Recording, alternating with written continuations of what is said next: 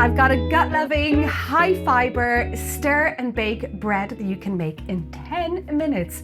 Sounds good, right? It's high in fibre and loads of omega in there as well, and everything that's nourishing and good for you. Plus, it tastes really delicious. Okay, so let's get baking. You only need 2 pieces of equipment, a bowl to stir it in, and a tin to bake it in, and an oven. So the first thing I'm going to do is I'm just going to weigh up all the ingredients. I've got some wholemeal flour, which is really high in fibre. You need 450 grams of that. All of the ingredients are just below. In goes the wholemeal flour. And then next I'm putting in a little bit of white flour. The only reason I put in the white flour is just to loosen it up a little bit. That is 65 grams. I need to use my glasses. I can't see the weighing scales without it. Okay, here goes my white flour. It's just a little bit and it keeps it much, much lighter.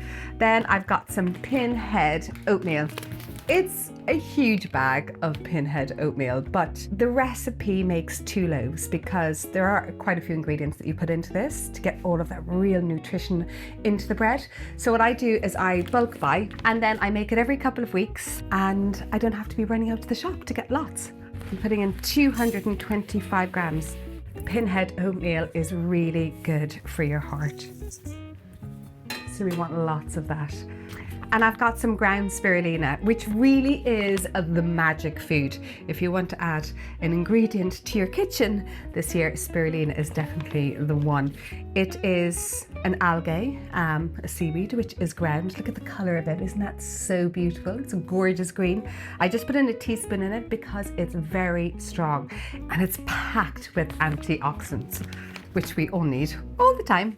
And then next up, I've got some flax seeds, which is really high in fibre and also omega oils as well, omega-3 oils, which is really good for your skin, your bones. And what else have I got here? The other thing I'm putting in is wheat germ, which is packed with vitamin E, folate and healthy fats. Really good for your immune system and your heart as well. So I'm putting in 65 grams of this guy. In that goes. Now we do need a rising agent and I use bicarbonate of soda. So we're not using any yeast in here. So there's no kneading, there's no proofing, nothing like that. So I'm putting in 2.5 teaspoons of bicarbonate of soda, which will give it a lovely light rise. Okay, that's all the dry ingredients. So sleeves up and let's give these a really, really good mix. I like mixing everything with my hands for 2 reasons. First of all, I think you mix everything so much better with your hands, but also it feels really lovely. So it's like a little meditative little moment. It does feel really gorgeous, I swear. All those gorgeous flowers running through your fingers. I love this bread especially because I know when I'm eating it, I'm getting so much nutrition and there's no waiting around. I'm quite like an instant person. Like when I'm making bread, I like to know I just have to stir it around and put the liquid in next and then, you know, off it goes to the oven and in 1 hour, I'm gonna have my bread.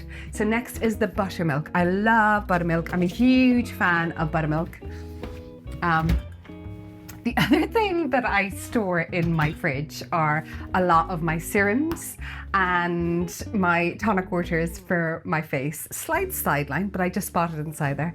It was a trick that somebody told me years ago. So when I wake up in the morning and I come downstairs and I'm making my coffee and my juice, I splash my face with all the cold toners. And if I really need it, I do an ice bath. I should do a little YouTube on my ice bath bathing maybe in the morning, or my routine. Would you like that? Tell me below. Okay, so back to the bread. Make a well in the center like that. I've got my buttermilk, which is full of probiotics. Buttermilk went through this stage where a lot of people were having slugs of it every morning because it's so gut loving. It's really good for your gut. I might try and get back into that again actually. I did it for a little bit and then, you know, I faded out of it as you do, but I might start doing that again. But it's really brilliant to use in your bread because it's so good for your gut. So I make the well in the center. I use a fork. My mom always used a fork for making her breads. And what you do is you stir the liquid in to the kind of surrounding volcano of flowers, like that. And just keep bringing the flour in like this. The reason why it's really good to use a fork when you're making this bread is you can really feel the bread and you're very, very light. So this is the opposite of when you're making, let's say, a yeast bread and you're kneading and you're putting a lot of work in it. You want to be as light as possible. Whenever I'm teaching anybody how to make a soda-based bread, I always say, imagine in your mind that I need to be light. So keep light, light, light in your mind as you're doing it. And then you're just bringing all the rest of the flour in from the side.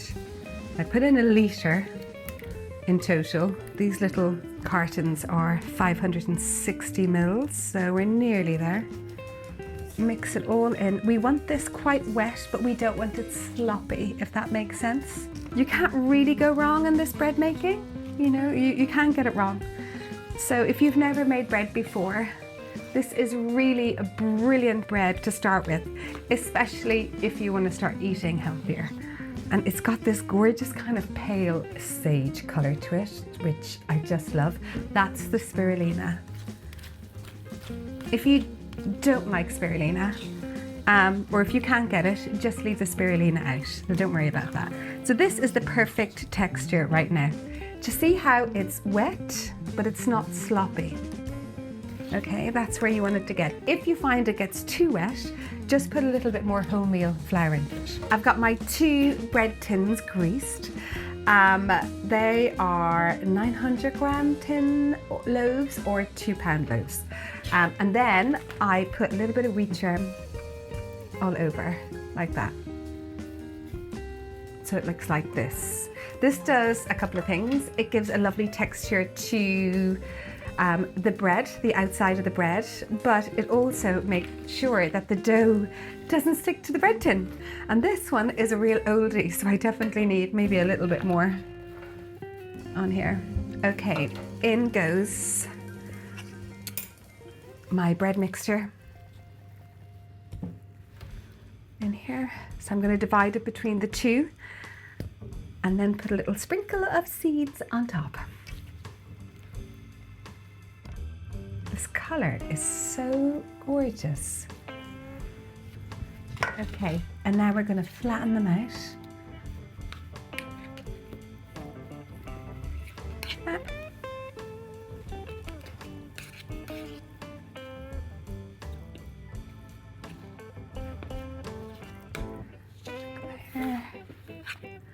The other one. Once I've flattened it out, what I do is just go. That takes out any of the air holes. And then I do a little slit down the center. This does 2 things. This bakes it more evenly, and also I think it just looks really nice. So a nice deep, you could do a cross as well if you want to, or you don't have to do any, but I like doing it like that. Okay, and then next I'm popping on some seeds. I've got pumpkin seeds and I've got sesame seeds.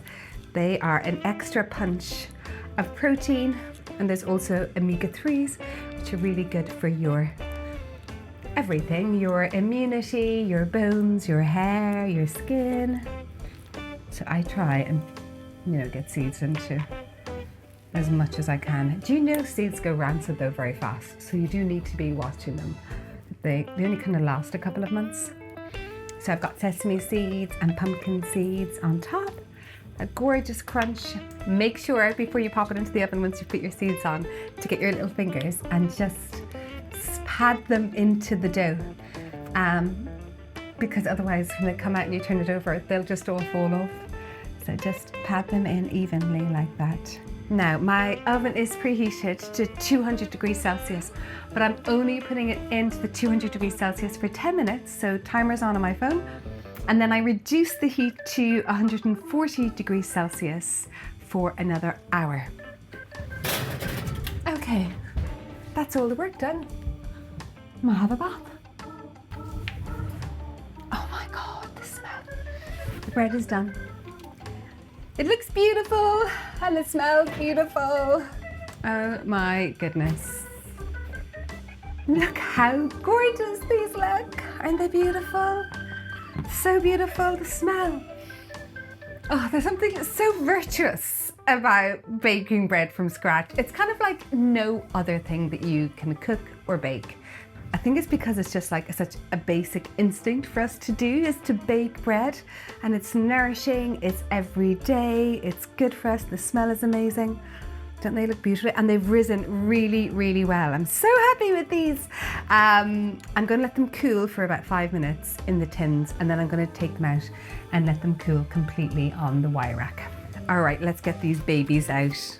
This tool is so great. It's called a dough cutter, and it's fabulous for things like this. So just loosen up your bread first. Okay. I always test the bread by tapping it on its bottom, and if it's a hollow sound, it's baked. If you feel like it's damp and shoot, I've taken it out too early, all you do is turn it upside down and put it back into the oven for an extra 5 or 10 minutes. Look how gorgeous these are. I always bake 2, and the recipe, as I said, is for 2. Because I love having one in the freezer. What I do is, like for these 2 breads, I'll have one fully in the freezer, and then the other one I'll slice halfway, so I have slices of bread in the freezer. So in the morning, if I just want to grab one and take one out and put it directly into the toaster. But aren't these gorgeous? Are you going to go bake them? Should we slice one open? Let me get a knife. Aren't they good?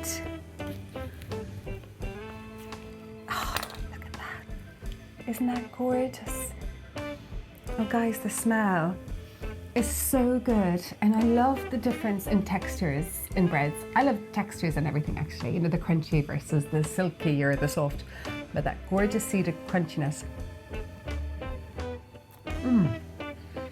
This bread is so good. Okay, I'm gonna organize myself. That's gonna cool. I'm gonna slice up some of these, get them in the freezer, and enjoy this with a cuppa.